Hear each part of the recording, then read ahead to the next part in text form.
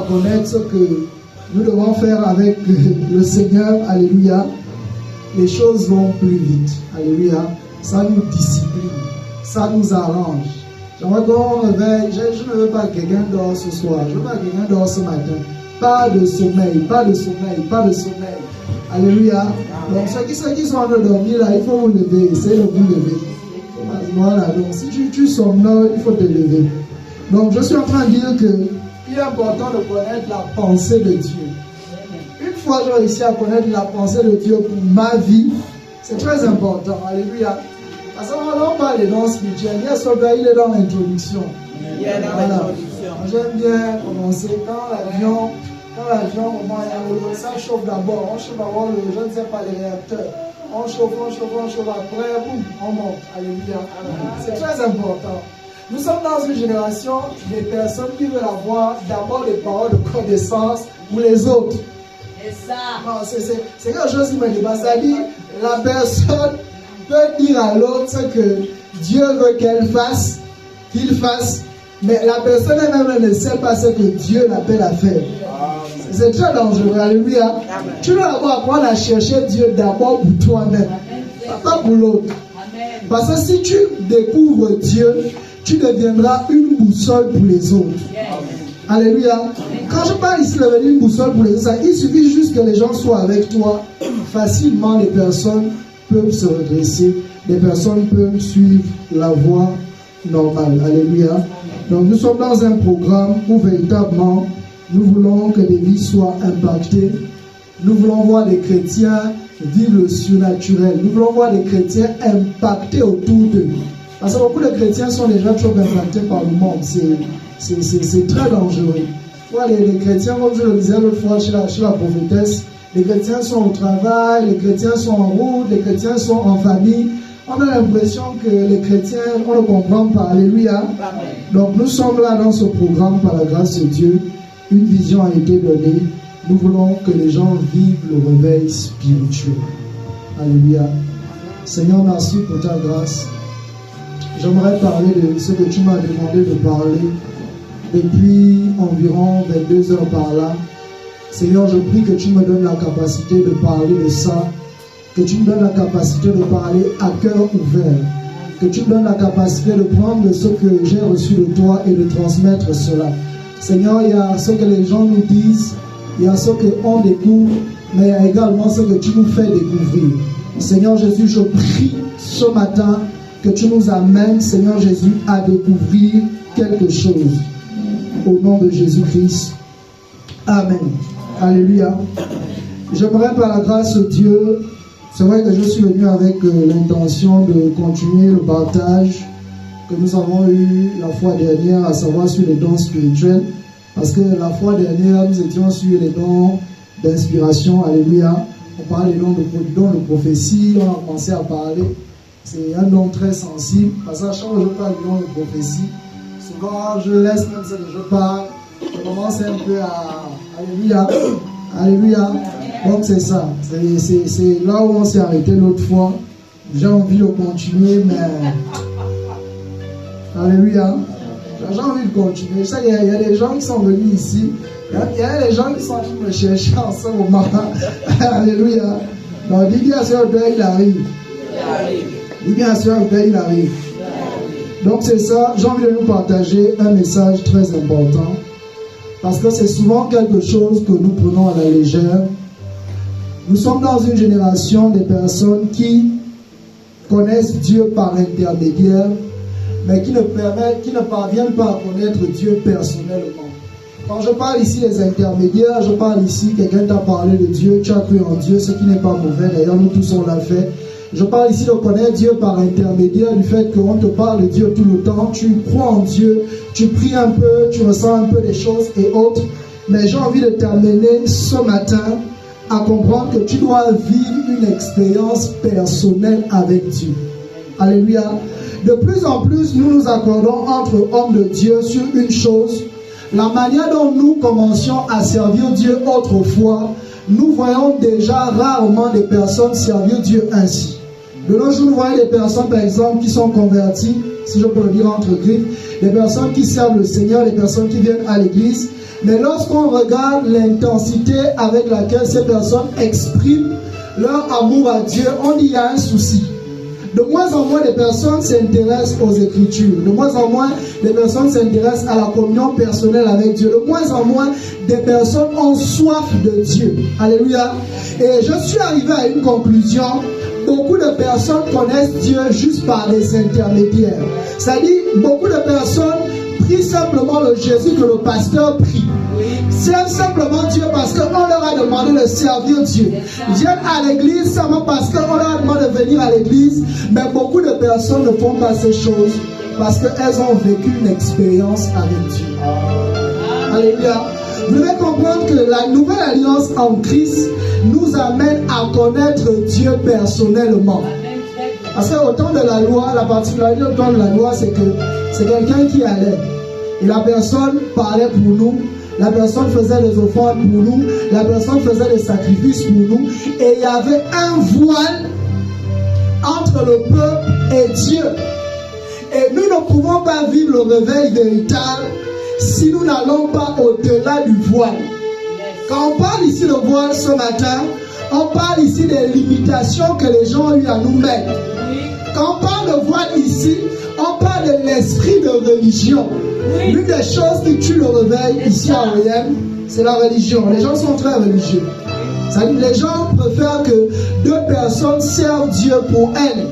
Les gens préfèrent que continuellement on prie pour eux.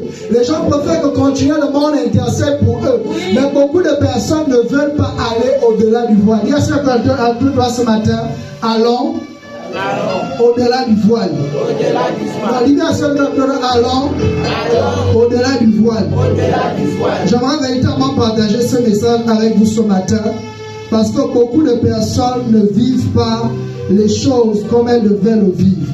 J'aimerais qu'on lise rapidement Genèse 28. Genèse. My God. Merci Seigneur pour ta grâce. Genèse 28. À partir du verset 10. À partir du verset 10, il est dit: Jacob partit de Beth-Shébad et s'en alla à Charan. Il arriva dans un lieu où il passa la nuit, car le soleil était couché. Et il prit une pierre, donc il fit son chevet. Il se coucha dans ce lieu-là. Il eut un songe, et voici, une échelle était appuyée sur la terre, et son sommet touchait au ciel. Et voici, les anges de Dieu montaient et descendaient par cette échelle. Et voici, l'Éternel se tenait au-dessus d'elle. Et il dit: Je suis l'Éternel, le Dieu d'Abraham, ton père, le Dieu d'Isaac. La terre sur laquelle tu es couché, je la donnerai à toi et à ta postérité. Ta postérité sera comme la poussière de la terre. Tu t'étendras à l'Occident et à l'Orient, au Septentrion et au Midi. Et toutes les familles de la terre seront bénies en toi et en ta postérité. Ok, tu peux t'arrêter. Alléluia. Je vais lire un peu plus haut pour qu'on comprenne bien. Genèse 28, à partir du verset 2, on lit à partir du verset 2. Lève-toi, va à Padan Aram, à la maison de Bethuel, père de ta mère, et prends une femme d'entre les filles de Laban, frère de ta mère. Que le Dieu Tout-Puissant te bénisse, te rende fécond et te multiplie, afin que tu deviennes une multitude de peuples. Qu'il te donne la bénédiction d'Abraham, à toi et à ta postérité avec toi, afin que tu possèdes le pays où tu habites comme étranger et qu'il a donné à Abraham.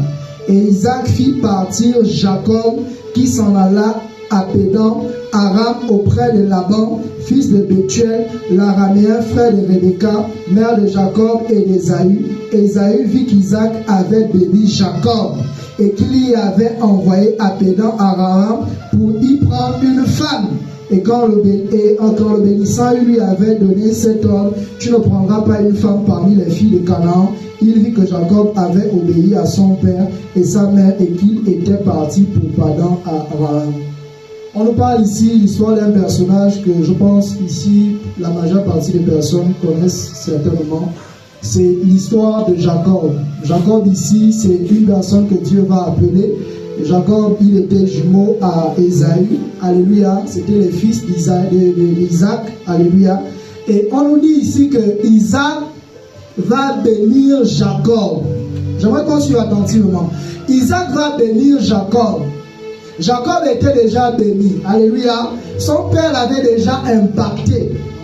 Mais par rapport à sa destinée, cela ne suffisait pas. Il y a des personnes qui s'arrêtent au premier type de bénédiction. Il y a des chrétiens à l'église qui se contentent juste que le pasteur prie pour eux. Il y a des chrétiens qui se contentent juste qu'on prophétise sur leur vie, mais ne vont pas chercher Dieu personnellement. Amen. La Bible dit ici que Isaac va bénir Jacob. Isaac va dire à Jacob que je te bénis la bénédiction des cieux. Lorsqu'on va voir ici la bénédiction que Jacob va avoir, la Bible va dire ici que Isaac va dire à son fils que voilà, tu ne manqueras de rien, la rosée sera sur toi et autres. Et il va envoyer son fils quelque part. Alléluia. Il va faire en sorte que son fils, un temps soit peu, le laisse. Qu'est-ce que je suis en train de te faire comprendre? Il y a une saison où nous sommes ensemble. Il y a une saison où nous prions ensemble. Mais il y a une saison où toi et moi, on doit accepter d'être seuls. Il y a une saison où toi et moi, on doit accepter de rencontrer le Dieu pour qui on nous a prophétisé, qu'on est appelé à faire des grandes choses avec lui. Je peux te donner une prophétie que Dieu fera des grandes choses avec toi. Mais si tu ne pries pas pour savoir le Dieu qui m'a inspiré à te dire qu'il va t'utiliser, cette bénédiction sera comme une malédiction de Dieu dans ta vie. C'est comme ça, on a une génération aujourd'hui, on les impacte, on prie pour eux. Vous voyez, ils se lèvent un matin, ils commencent à demander aux gens l'argent. Ils se font passer pour des grands prophètes. Ils se font passer pour des grands apôtres. Parce qu'on a juste prié pour eux. Ils ont été impactés. Ils ont reçu les grâces spirituelles. Ils ont reçu les dons. Mais ils n'ont jamais rencontré le Dieu qui leur a donné ces choses. C'est pour ça dans Matthieu 7, Jésus leur dit, vous dites que vous avez prophétisé en mon nom. Vous avez impacté les gens en mon nom. Mais Jésus va dire, je ne vous ai jamais connu. C'est la catégorie des personnes qui viennent à l'église. On vient de prier. Dieu se répand. Ils reçoivent des choses. Ils reçoivent des grâces. Mais ils s'arrêtent là. Et qu'est-ce qu'ils font? Ils vont utiliser cela. Mais sans chercher à rencontrer le Dieu qui leur donne cela. Amen. Tu peux manifester ce que Dieu donne, mais sans connaître Dieu. Amen. La particularité pour savoir une personne qui a connu Dieu, c'est que la personne travaille avec les dons, mais connaît les exigences liées à ce don. Quand tu ne rencontres pas le Dieu qui donne le don, tu travailleras avec ça 100 francs. C'est ça. Tu travailleras ça avec 100 francs. Vous avez des personnes qui demandent l'argent. Mais si je veux l'argent, prie pour toi. Voilà, tu me donnes 200 000. S'il n'y a pas ça, je ne prie pas pour toi. Après, ça marche. La personne prie à la guérison. Mais si la personne aurait connu le Dieu qui a donné cette grâce, la personne devait être disciplinée dans sa manière d'exercer la grâce. Amen. Nous sommes dans une génération où il y a tellement de grâce. Mais beaucoup de personnes n'écoutent pas le Dieu qui donne la grâce. Oui. Beaucoup de personnes n'écoutent pas le Dieu qui donne le don. Oui. C'est pour ça, lorsqu'on regarde certains ministères aujourd'hui, lorsqu'on regarde certaines vies aujourd'hui, lorsqu'on regarde certaines personnes aujourd'hui, on a l'impression que Dieu s'est comme trompé de leur avoir donné certaines choses. Jacob avait déjà reçu la bénédiction. Jacob, c'est certainement toi et moi. Jacob, c'est certainement toi ce matin. On a déjà prié pour toi. Ou on va prier pour toi. Isaac a béni Jacob. Isaac a fait comprendre à Jacob qu'il avait une grande destinée. Mais Jacob avait la responsabilité lui-même de rencontrer le Dieu que Isaac lui a présenté. Bien-aimé, ça ne sert à rien de servir Dieu uniquement en groupe. Maintenant, c'est la vérité. Cela dit, tu es uniquement zélé quand tu es avec les autres. Tu pries uniquement en langue quand tu es avec les autres. Quand tu es seul, qu'est-ce que tu fais? La Bible dit, Isaac va envoyer Jacob quelque part. Nous sommes en train de parler du réveil. Mais le réveil vient avec une rencontre avec Dieu. Il faut que tu rencontres Dieu. Alléluia. J'aimerais véritablement parler de ça ce matin. Rencontrons Dieu. C'est très urgent. Quand je parle ici de rencontrer Dieu, je parle ici de chercher à connaître de manière personnelle ce que Dieu veut faire avec toi. Amen. Je vous assure, Dieu veut nous parler à nous tous. Dieu nous parle de plusieurs manières. Dieu nous parle de différentes manières. Mais le plus important est que tu cherches à avoir une relation avec Dieu. Ouais. Une relation avec Dieu. Amen. Imaginons un peu, je vais prendre cet exemple-là. Parce que je pense que ce matin, Dieu va interpeller l'Église, le corps de Christ. Imaginons un peu ce couple-là qui, devant tout le monde, c'est le couple le plus amoureux. Alléluia. C'est le couple le plus amoureux, le couple le plus aimant, le couple le plus parfait. Mais quand ils sont à deux, chacun est de son côté. C'est ça que cette génération fait avec Dieu. Quand on est devant les gens, on est zélé. Quand on est devant les gens, on manifeste certaines choses. Mais lorsqu'on est seul, on n'a aucun lien avec Dieu. Lorsqu'on est seul, on n'a même pas envie de prier. J'ai envie de vous dire, on aspire après le réveil. On aspire après la manifestation de Dieu. Mais ça sert à quoi d'aller parler aux gens d'un Dieu qu'on ne cherche pas? Ça sert à quoi d'aller dire aux gens que Jésus-Christ est bon si on ne vit pas Jésus? Parce que j'ai fini par comprendre une chose. Dieu veut d'abord nous sauver, nous. Un jour, Dieu m'a dit, quels que soient les milliers d'âmes que tu vas me gagner, l'âme la plus précieuse que j'ai envie de sauver, c'est toi. Tu dois comprendre que le but parfait de Dieu dans ta vie, c'est d'abord de te sauver. Le but parfait de Dieu, c'est que tu maintiennes ton salut. Et parfois, nous négligeons notre salut et nous considérons le salut de Dieu dans la vie des gens. Jacob était déjà béni. Jacob avait déjà arraché la bénédiction à son frère Ésaü. Mais Jacob était préoccupé en lui-même. Parce qu'il savait que son père, en le bénissant, lui a certainement béni, mais il voulait que cela sorte de Dieu. Il voulait vivre une expérience avec Dieu. Il ne voulait pas être simplement sa frère, sa soeur en Christ, qui va dire à tout le monde, le pasteur a prié pour moi, on a prophétisé pour moi. Mais il est allé au-delà de ça. Je souhaiterais dire ce matin à l'église, Jésus est déjà mort à la croix.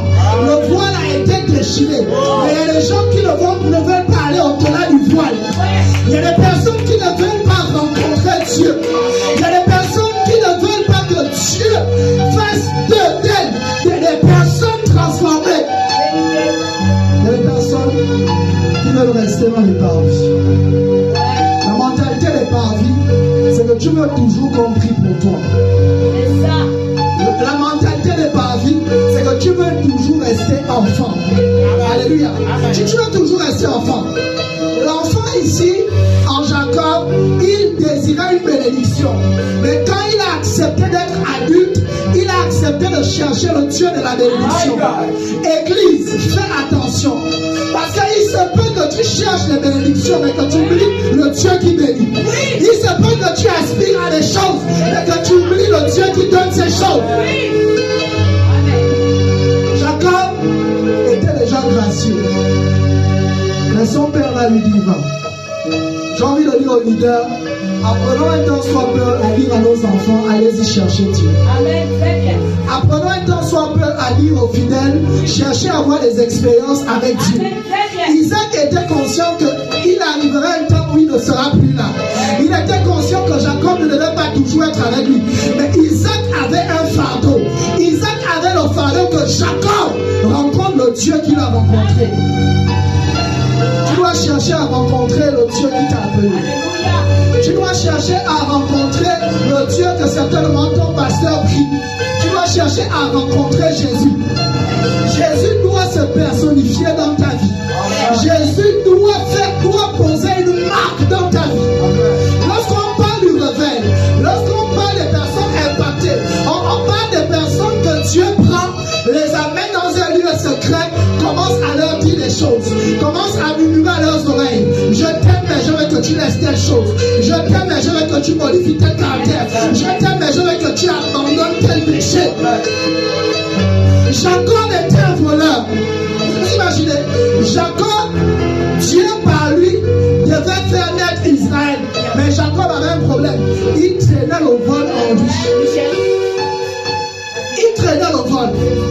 Jacob avait, s'il vous plaît, arrêtez de faire le mouvement, s'il vous plaît. Jacob avait la mentalité de vol.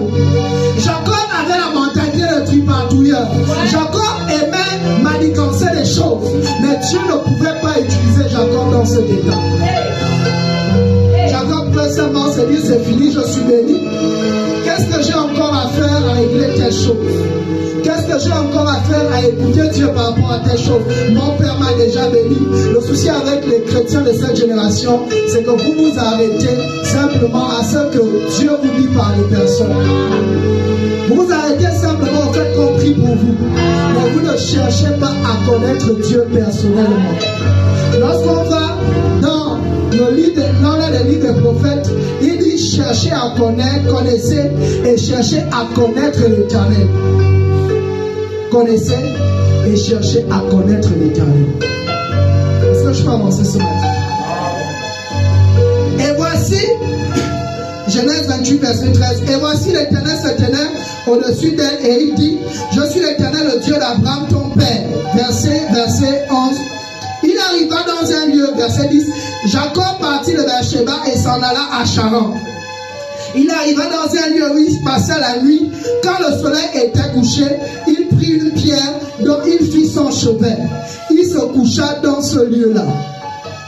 La Bible dit que pendant que Jacob se déplaçait, pendant qu'il était dans l'obéissance de ce que Isaac lui a dit, est-ce que je peux avancer ce matin? Il n'y a pas de réveil spirituel dans la rébellion.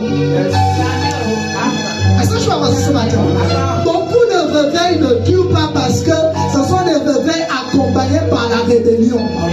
Quand tu te rebelles à une autorité spirituelle, quand tu te rebelles à celui que Dieu a établi sur ta vie, Dieu ne pourra pas faire certaines choses avec toi. Jacob pouvait dire à son père, mais pourquoi je vais encore t'obéir? Tu m'as déjà béni. Alléluia. Et c'est là parfois le piège des grâces qu'on peut avoir. C'est que parfois, tellement on est gracié, à un moment donné, Jacob commence à dire à Isaac, non, moi aussi je peux déjà créer ma voix. Mais la Bible dit ici, Jacob a suivi la voix d'Isaac. Je crois que l'un des problèmes majeurs de la nouvelle génération des hommes de Dieu au Gabon, c'est un problème de soumission, d'insoumission aux autorités spirituelles. Il faut voir tout ce qui se crée partout. Tout le monde, j'aimerais vous parler ce matin, tout le monde aujourd'hui se réclame d'être appelé. Tout le monde se réclame d'écouter Dieu. Mais la Bible dit, Jacob étant appelé, Jacob va accepter de suivre la direction que Isaac lui a donnée. Tu peux être béni, mais si tu n'écoutes pas l'orientation que Dieu te donne par la personne qui l'a établie, tu feras un réveil de feu de paille. Comme ça, on a aujourd'hui des ministères qui sont appelés à être loin, mais des personnes qui ont accepté de ne pas écouter la sagesse. Des personnes qui ont accepté de simplement regarder à ce qu'elles ont reçu de Dieu. La Bible dit ici que Jacob va commencer à suivre la route d'Isaac. Il pouvait lui-même créer sa voie. Verset 11, verset 12. Il eut un songe et voici une échelle était appuyée sur la terre. La Bible dit que pendant qu'il avançait, pendant qu'il marchait selon ce que Isaac lui a dit, la Bible dit Dieu va commencer à lui parler. Et c'est un peu d'évaluer. Je ne veux pas qu'on fasse ces comparaisons pour dire que certains est plus fort que l'autre, non. Mais essayons un peu d'évaluer les ministères dans ce temps. Évaluons un peu les ministères. En fait, on fait aujourd'hui de Dieu comme étant un menteur. On fait aujourd'hui de Dieu comme étant une personne qui envoie, pour que sur 1000 envois, au moins il y a 999 personnes qui échouent. C'est cette image aujourd'hui qu'on présente de Dieu. Cette image est quelqu'un qui envoie les gens pour échouer. Parce que beaucoup de personnes partent sans avoir reçu l'ordre de partir. Alléluia. Il faut qu'on vous prépare à ces choses. Nous sommes en train de rentrer dans un processus de réveil. Mais nous avons besoin de rencontrer Dieu. Parce que les temps difficiles arrivent. Des temps d'épreuve arrivent. Il y a des persécutions qui sont en train d'être préparées contre les hommes de Dieu, contre l'Église.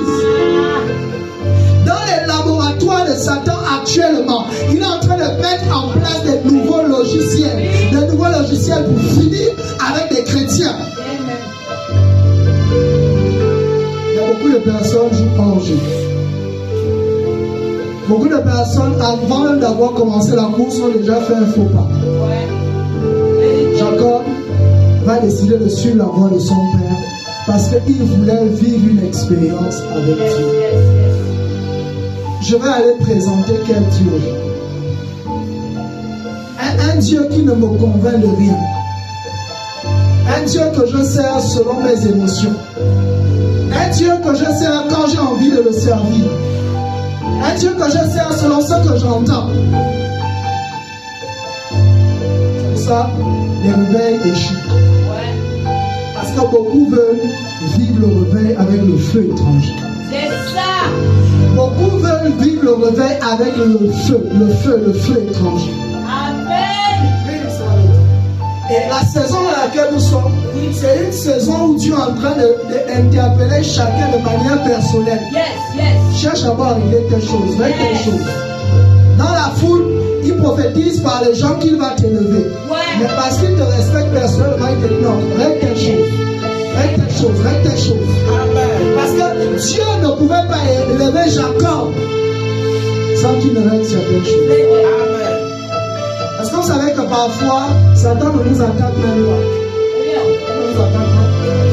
Il dit, je veux que tu restes avec cette chose que Dieu n'aime pas. Je veux que tu restes avec. Et c'est quand Dieu va t'élever, lui va venir te précipiter. La Bible dit, il eut un songe et voici l'échelle était appuyée sur la terre et son sommet touchait au ciel. Et voici les anges de Dieu montaient et descendaient par cette échelle. Jacob va rentrer dans une nouvelle phase avec Dieu, dans une phase d'expérimentation. Après que tu aies reçu les grâces, après que tu aies certainement reçu les dons, tu dois chercher à les canaliser dans la présence de Dieu. Parce que nous sommes dans une génération de folie. Nous sommes dans une génération où les personnes amènent les gens à pervertir ce qu'elles ont reçu. S'il n'y a pas de rencontre avec Dieu, quand vous allez dans Ézéchiel 28, vous savez, il y a des passages, on les lit comme ça, mais il y a des passages qui chantent. Quand vous allez dans Ézéchiel 28, la Bible parle au roi de Tyr, qui n'a rien d'autre que Satan. La Bible va dire que tu as été séduit par l'éclat de ta beauté. Vous imaginez, au ciel, il n'y avait pas de séduction, il n'y avait pas de séducteur. Mais Satan, au bout d'un moment, il a arrêté de regarder Dieu et il a commencé à regarder ce que Dieu lui a dit. La rencontre permanente avec Dieu fera en sorte qu'à chaque fois que tu voudras regarder ton éclat, la Bible dit que les 24 vieillards jettent leur couronne. C'est-à-dire qu'ils réalisent qu'ils sont couronnés. Mais il y a quelqu'un qui est plus couronné qu'eux. La relation personnelle avec Dieu fera en sorte que quand les gens te donneront des couronnes, quand les gens te donneront des honneurs, quand tu iras dans cette présence, tu diras, je connais quelqu'un, un Jésus qui est plus grand que mes honneurs. Je connais un Jésus qui est plus grand que ce que j'ai reçu. La relation avec Dieu nous fait de manière permanente un recyclage. Oui, il y a des chrétiens qui ont besoin d'un recyclage d'orgueil. Oui, il y a parfois, il y a des ils s'ennuient d'orgueil, ils ne se rendent pas compte. Mais quand tu vas à chaque fois dans la présence de Dieu, tu viens un recyclage. La Bible dit, on va de gloire en gloire. C'est-à-dire que Satan s'apprête à te faire chuter. Mais quand tu vas en sa présence, Dieu te rend fort. Quand tu vas en sa présence, c'est comme David. La Bible dit que David voulait parfois aller quelque part pour aller combattre. Mais quand il allait prier, Dieu lui disait, ne monte pas. La relation avec Dieu. S'il y a une chose, nouvelle génération, ou des personnes qui aspirent au réveil, s'il y a une chose que nous devons chérir au-dessus de toute chose, c'est la relation avec Dieu. Je répète, c'est la relation avec Dieu. Il y a une fois, ça remonte à 5 à 6 ans en arrière, j'étais en train de prier. Je vais gravir en esprit. Dieu m'a amené quelque part dans sa présence. Et je vais voir, c'est l'une des visions, l'une des apparitions du Seigneur qui m'a le plus choqué. Je vais voir des personnes en rang. Il y avait un très grand rang. Les personnes étaient en rang. Les personnes allaient auprès de Dieu. Mais c'est juste que Dieu était assis. Et devant Dieu, il y avait des choses. Et les personnes faisaient, par exemple, je prends l'exemple, Dieu est assis là, et il y a des choses ici. Et les personnes étaient en rang. Qu'est-ce que les personnes faisaient? Sur 100% des personnes que j'ai vues dans cette vision, il y avait à peine, je pense, 5% qui continuaient. Je voyais des personnes en rang qui venaient vers Dieu, qui prenaient les choses et qui faisaient ça, qui repartaient. Et dans cette vision, je voyais Dieu comme en larmes. Le Seigneur me faisait comprendre qu'il y a beaucoup de gens qui viennent auprès de moi. Une fois ils obtiennent ce qu'ils désirent, ils se déconnectent de moi. Ils se déconnectent de moi. Je vais te poser une question capitale ce matin.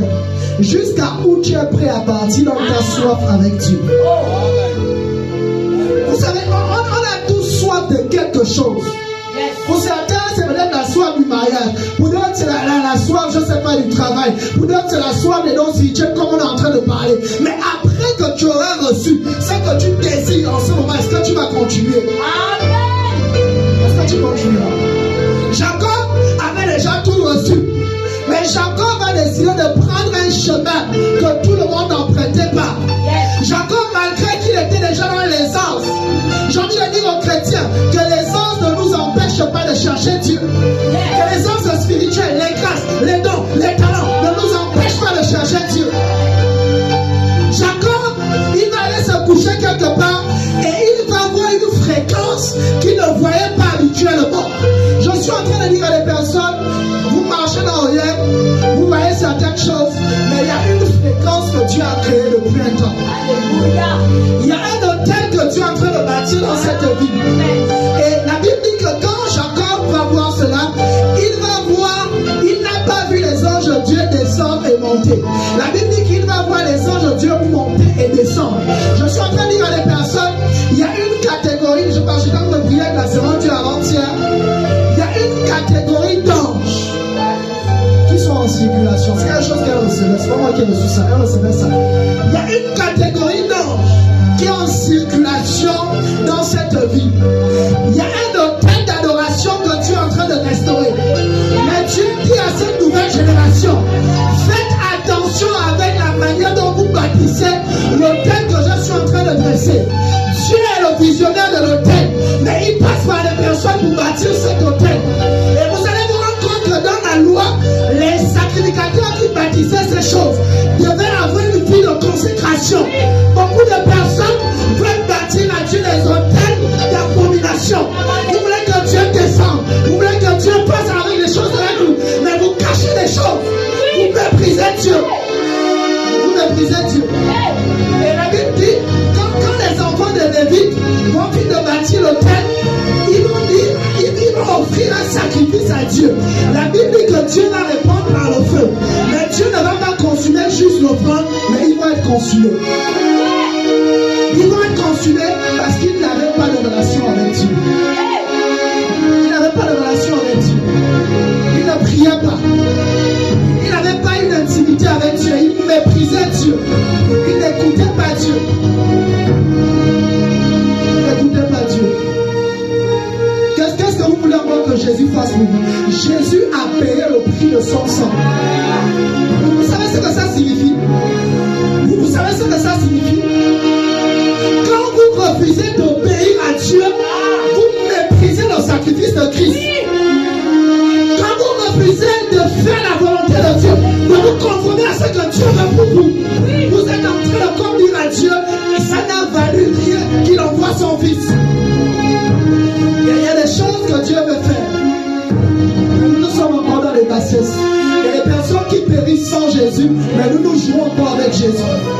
C'est-à-dire, Dieu ne fait que se révéler à toi, qu'il veut travailler avec toi, mais tu renvoies Dieu prochainement.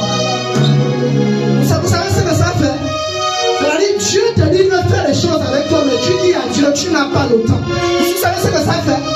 Vous savez combien d'âmes en second vont en enfer à cause de notre négligence?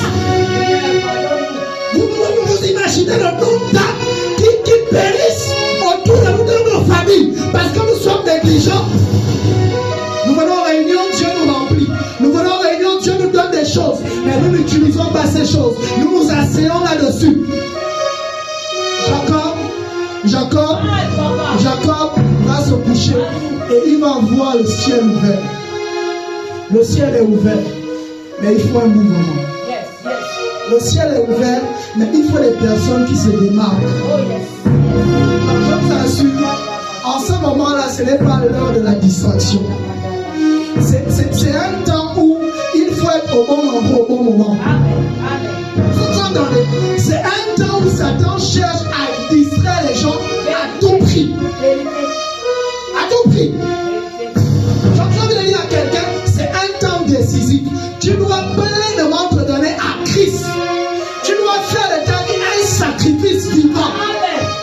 Tu dois accepter de t'offrir. Vous imaginez, on parle du sacrifice de Jésus. Jésus s'est offert, mais nous on ne veut pas s'offrir à Dieu. On ne veut pas s'offrir. On veut garder notre orgueil. On veut garder, c'est-à-dire les choses que Jésus a crucifiées, on veut les garder. Jacob va voir un mouvement. Il y a des apparitions qui ne se font pas à chaque fois. Amen. C'est-à-dire, si vous comprenez ce qui se passe en l'esprit en ce moment au Gabon, il y a des opportunités actuellement dans l'esprit que les gens ont payé comme ça dans la prière pour voir. Certaines personnes n'ont pas vu ça. Oui. Mais cette génération est distraite. Si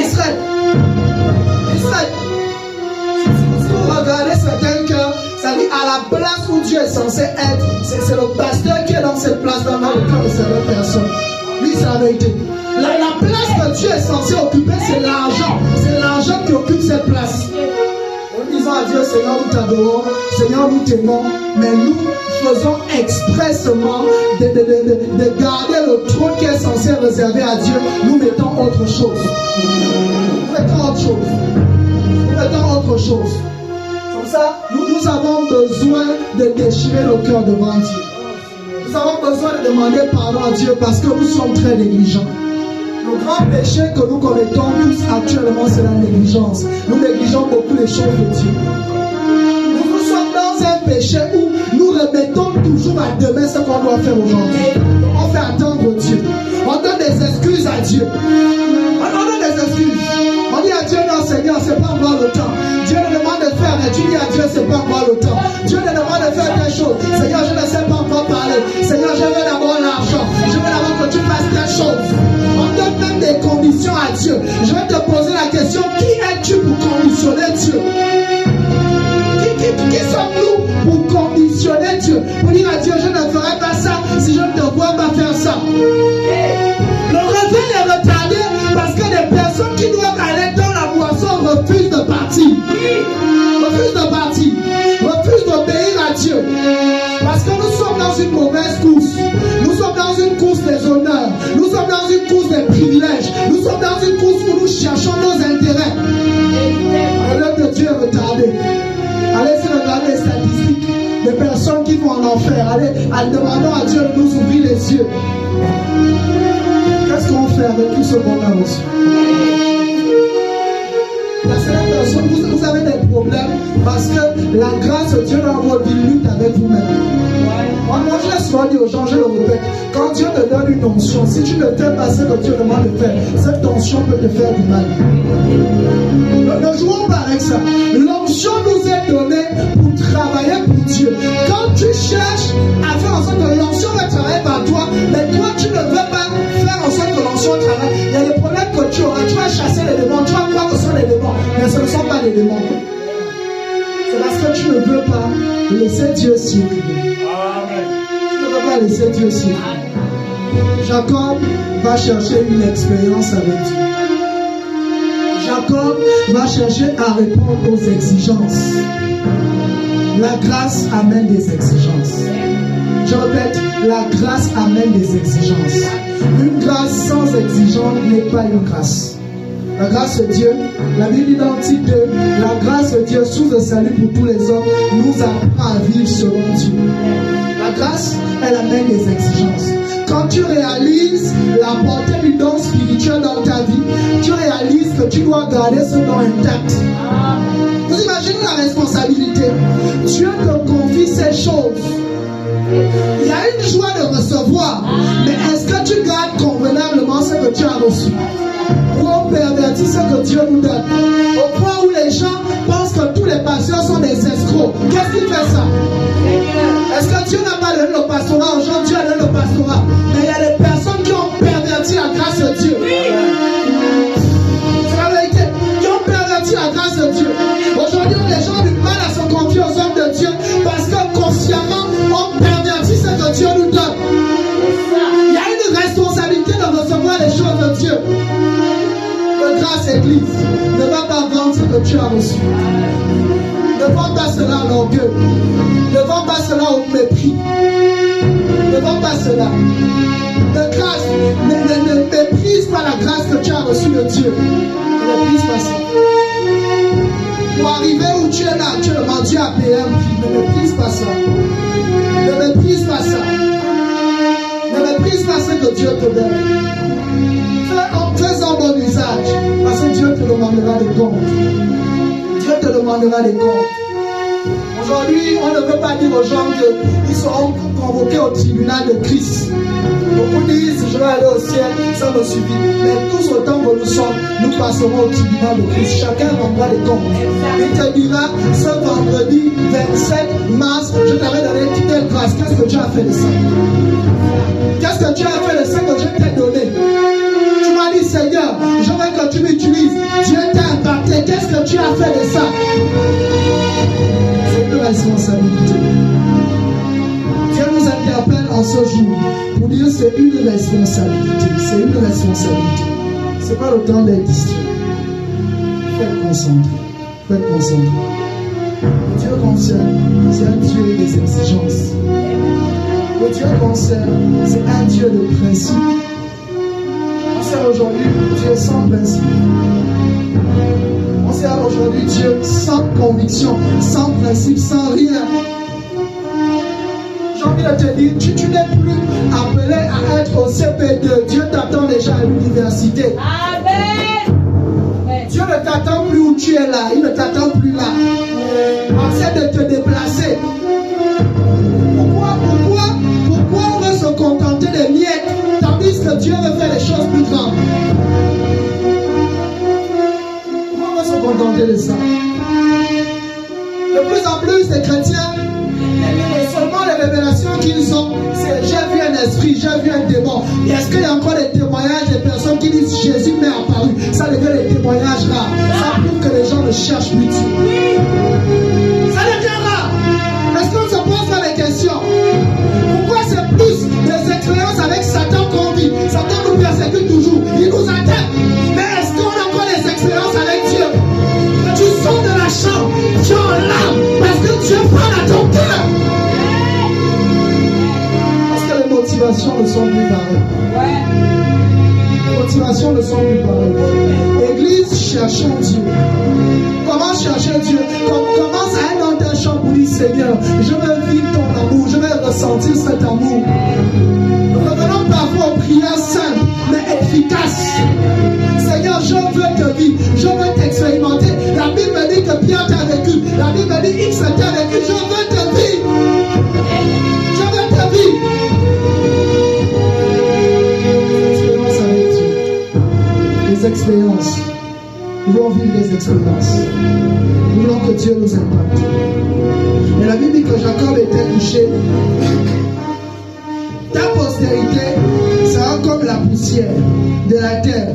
Et tu t'étendras à l'Occident, à l'Orient, au Septentrion et au Midi.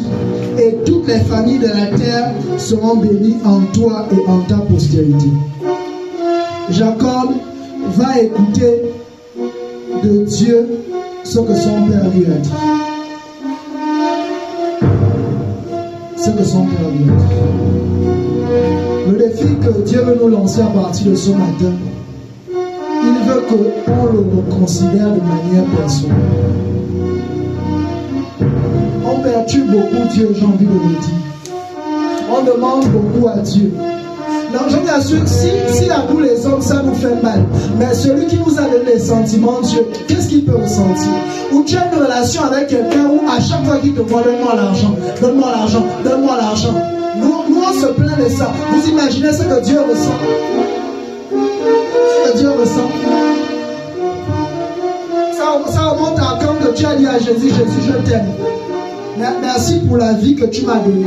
Ça remonte. On ne fait plus ce genre de prière. Parce qu'on nous a formaté en disant demandez seulement à Dieu.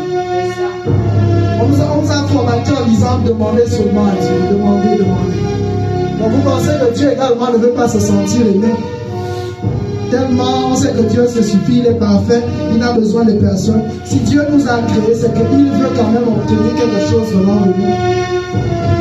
On offre quelle révélation à Dieu? On offre quelle révélation? Jacob va vivre une expérience. Voici, je suis avec toi et je te garderai partout où tu iras. Je vais dire à quelqu'un, Dieu est avec toi. Je vais dire à quelqu'un, Dieu est avec toi. Je vais dire à papa et soeur, Dieu est avec toi. Vous savez, Jacob était haï de son frère. Parce que Jacob avait ce que son frère n'avait pas. Mais Dieu a rassuré Jacob en lui disant, je suis avec toi. Je vais dire à quelqu'un, Dieu est avec toi. Je vais dire à quelqu'un, quels que soient les temps difficiles par lesquels tu es passé, les temps de bassesse, certainement tu es tombé dans un péché, certainement je ne sais pas, certainement tu as méprisé Dieu et autres. Dieu, ce matin, le temps l'a mis. Jacob fuyait quelque chose. En réalité, si Jacob est vite parti parce qu'il fuyait son frère, il y a beaucoup de choses qu'on fuit. Mais on veut se cacher en nous-mêmes. Ne te cache plus en toi-même. Ne te cache plus dans tes raisons. Cache-toi en Dieu. La relation avec Dieu t'amène à te cacher en lui.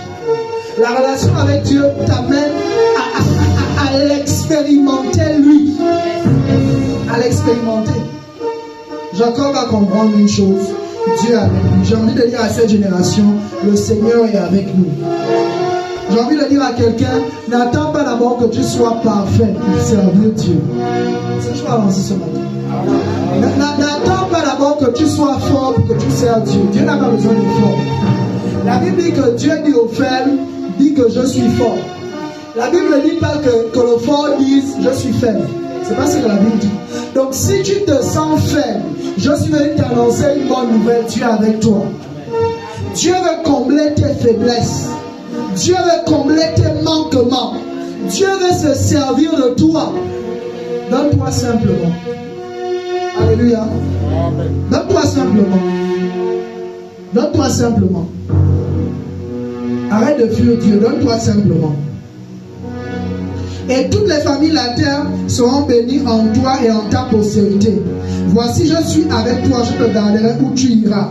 Et je te ramènerai dans ce pays, car je ne t'abandonnerai point, et que je n'ai exécuté ce que je te dis. Quand tu as une relation avec Dieu, Dieu te rassure. Vous savez, vous allez faire un constat. Quelqu'un vous exhorte, alléluia, Dieu passe par les gens pour nous exhorter.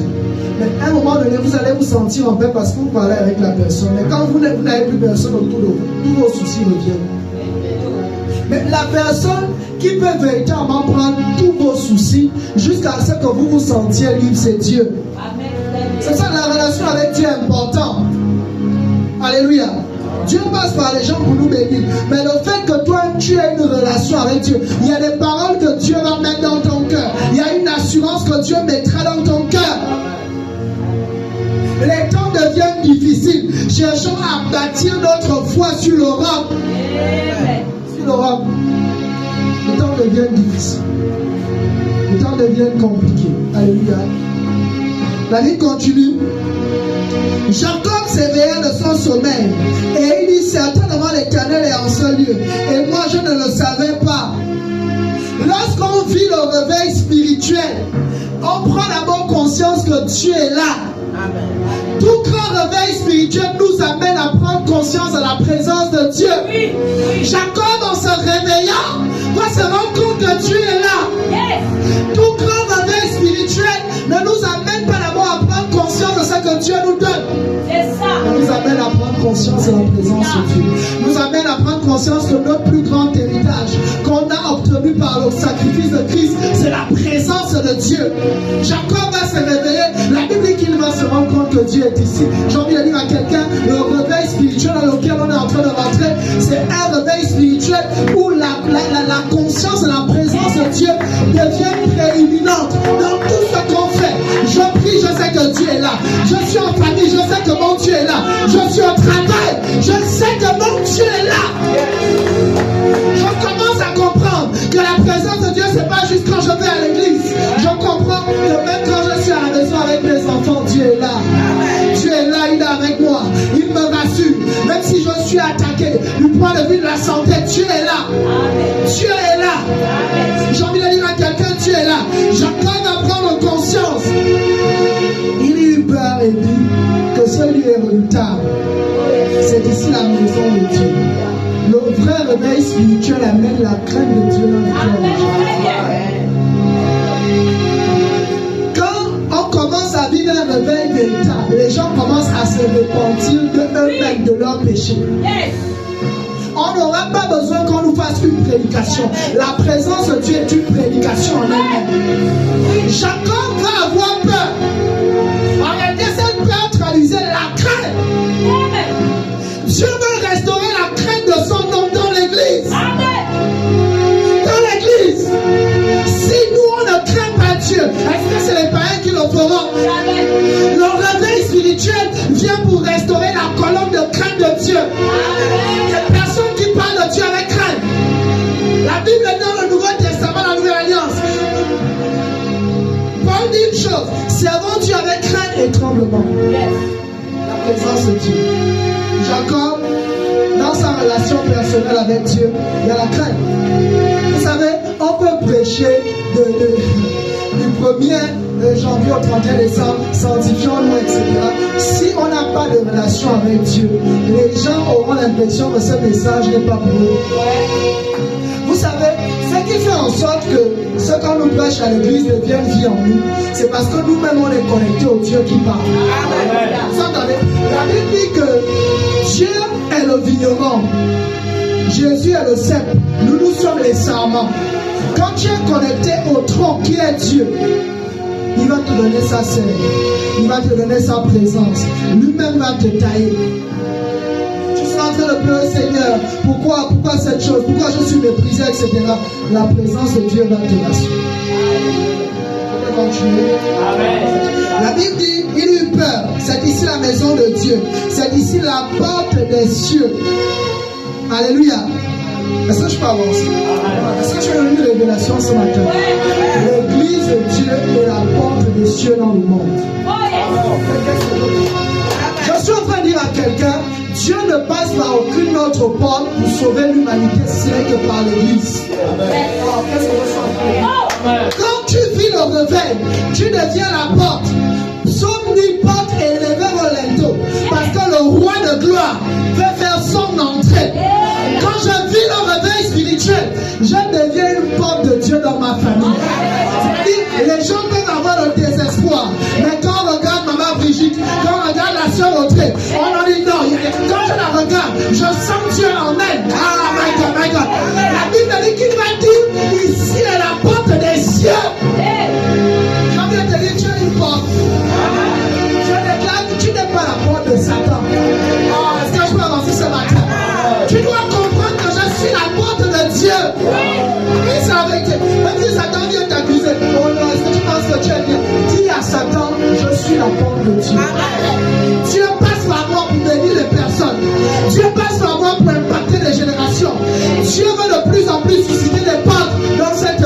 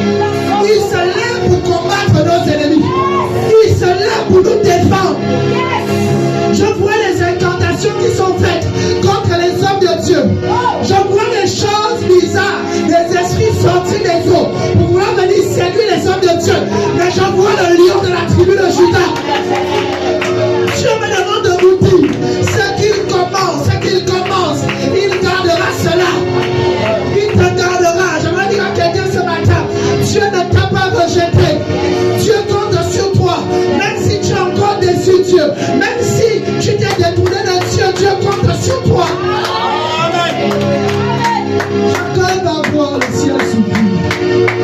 My God. Quand le ciel s'ouvre, il faut que les cœurs s'ouvrent. Le ciel ouvert, c'est la réponse de Dieu. Mais quand les cœurs des hommes s'ouvrent, c'est une réponse des hommes pour dire à Dieu, nous sommes prêts. J'aimerais que tu ouvres ton cœur ce matin. Que tu dises à Dieu, je veux m'engager. Que tu dises à Dieu, Seigneur, je veux me sacrifier. Que tu dises à Dieu, Seigneur, je veux m'offrir à toi.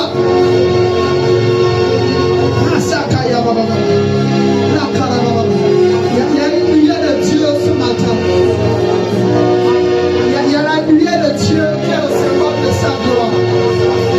Je vais prier pour une catégorie de personnes. Dieu va commencer à vous apparaître. Dieu va commencer à vous parler. Depuis près de 13 ans, je vois Dieu m'apparaître. Je vois Dieu se révéler à moi. Et je crois que l'un des plus grands héritages que je peux léguer à des personnes, c'est que les personnes vivent cela. Je prie ce matin que Dieu vous apparaisse. Je prie ce matin que les personnes qui avaient du mal à écouter Dieu, il y a la lumière de Dieu ce matin. Que les personnes qui avaient du mal à écouter Dieu par rapport à leur ministère. Par rapport à leur ministère. Je vais dire à l'homme de Dieu Taylor. Le Seigneur me demande de vous dire, il ajoute. Il ajoute. Je ne sais pas ce que l'ennemi a enlevé, mais Dieu me demande de vous dire, il ajoute. Vous êtes en train de pleurer les personnes, mais Dieu ajoute. Vous vous sentez comme isolé. Vous avez l'impression que beaucoup de personnes vous ont tourné le dos, mais le Dieu me demande de vous dire, il ajoute. Il ajoute. C'est pour ça qu'il vous donne des révélations. Vous vous faites des pêches. Parce que je suis dans le règne de l'esprit. Je vois des songes que Dieu vous donne. Depuis un moment où vous faites des pêches. Je vois dans le règne de l'esprit. Récemment, vous avez fait un son où vous étiez en train de pêcher du poisson. Le Seigneur me demande de vous dire, il ajoute. Il me demande de vous dire, il ajoute. Il vous a fait passer par ce désert. Parce qu'il voulait vous tailler. Les visions que vous faites, vous voyez des poissons. Vous voyez des poissons que vous attrapez. Le Seigneur me demande de dire, il a enlevé la quantité pour sélectionner la qualité. Il me demande de vous dire, il envoie vers vous des fils.